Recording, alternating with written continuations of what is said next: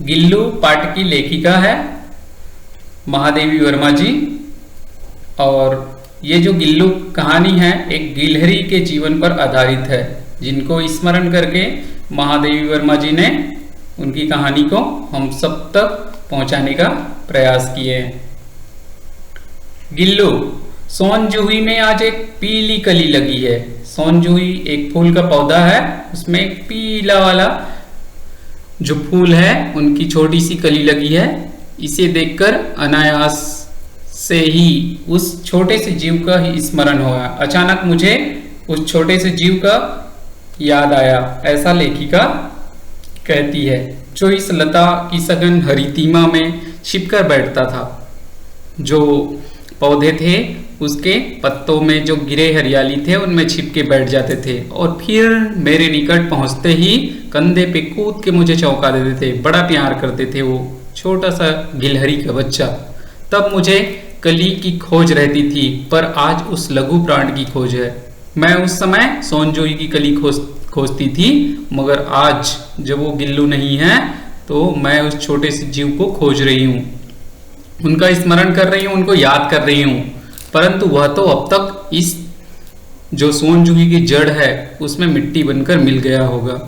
न जाने कौन स्वर्णिम कली के बहाने वह मुझे चौंकाने के लिए ऊपर आ गया।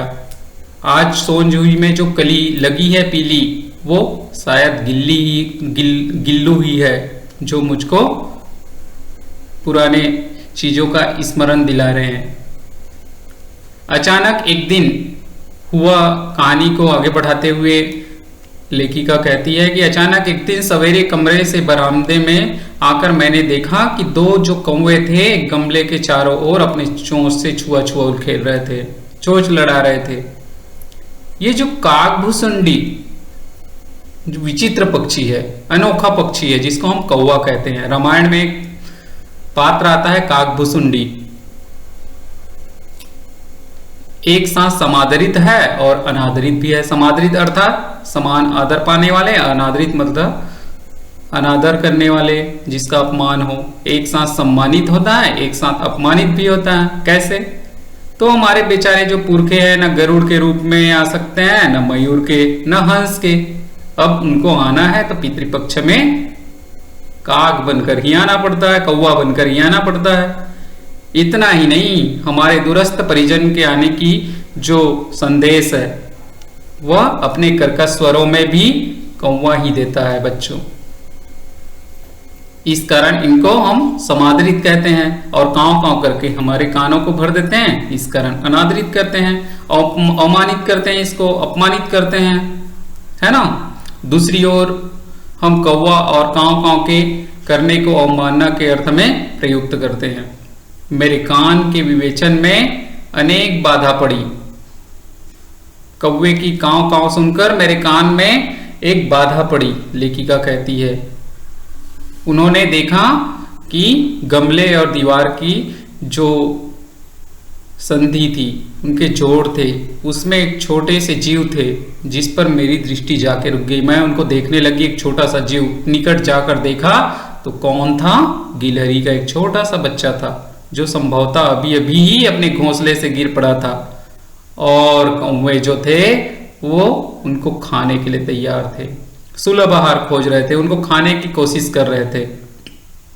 काक द्वय, ये जो दोनों कौवे थे, अपनी चोंच के दो घाव उस लघु प्राण के लिए बहुत थे। चोंच से उन पर हमला कर दिए थे। वह निश्चेष्ट हो गया था, अचेत हो गया था, बेहोश हो गया था और गमले के नीचे चिपका पड़ा था। सबने कहा, लोगों ने, कि ये जो कौवे की चोंच से घाव लगने के बाद कोई बचता नहीं है जो जीव है, ऐसे में इनको छोड़ दिया जाए। मगर लेखिका का मन नहीं माना। उसे हौले से उठाकर अपने कमरे में लाई, फिर रुई से रक्त पोंछकर घाव पर पेनिसिलिन का मरहम लगाया। देखिए, लेखिका का पशु पक्षी के प्रति प्रेम। पिछली कक्षा में आपने बच्चों पढ़े होंगे सोना, जो हिरनी का बच्चा था, है ना। वैसे ही ये गिलहरी का बच्चा है। रुई की पतली बत्ती दूध से भिगोकर जैसे जैसे उसके नन्हे से मुख में लगाई, उसका मुंह भी खुल नहीं पा रहा था। घाव से पूरे लहूलुहान थे और दूध की बूंदें दोनों ओर लुढ़क गई, उसके मुंह में भी जा नहीं पाया। कई घंटे के उपचार के बाद उसके मुंह में एक बूंद पानी टपकाया।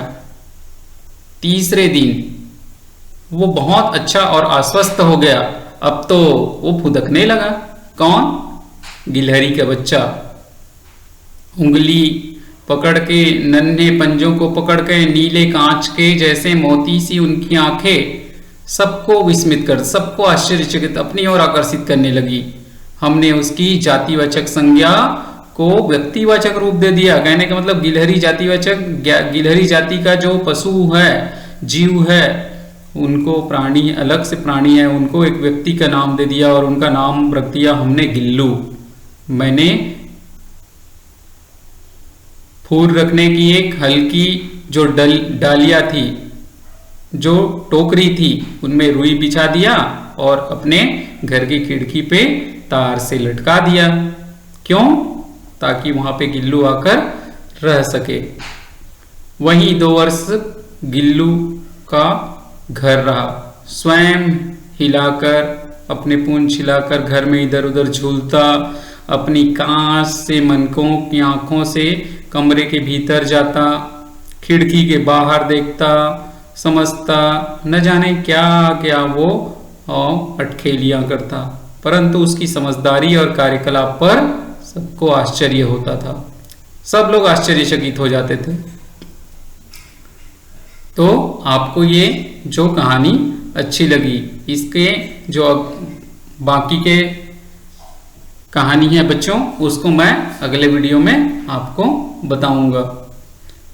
कुछ आपको अब अभ्यास पुस्तिका में करना है पाठ से संबंधित। सबसे पहला प्रश्न है, अनुच्छेद लिखना है आपको। वन्य जीव हमारे मित्र है। किस प्रकार हमारे मित्र है, इसके बारे में लिखना है। प्रश्न 2, कौवे को अनादरित और समादरित प्राणी क्यों कहते हैं, इस बारे में लिखना है, जैसा कि हमने पाठ में बताया। लेखिका ने गिलहरी के घायल बच्चे का उस उपचार किस प्रकार से किया, इसको लिखना है। चौथे प्रश्न में हमें पशु पक्षी और जीव जंतु की रक्षा करनी चाहिए, इस बारे में बताते हुए अपने मित्र को पत्र लिखना है। वीडियो को ध्यान से देखने के लिए और सुनने के लिए बहुत बहुत धन्यवाद। अगले वीडियो में हम कहानी के आगे भाग को प्रस्तुत करेंगे। तब तक के लिए धन्यवाद।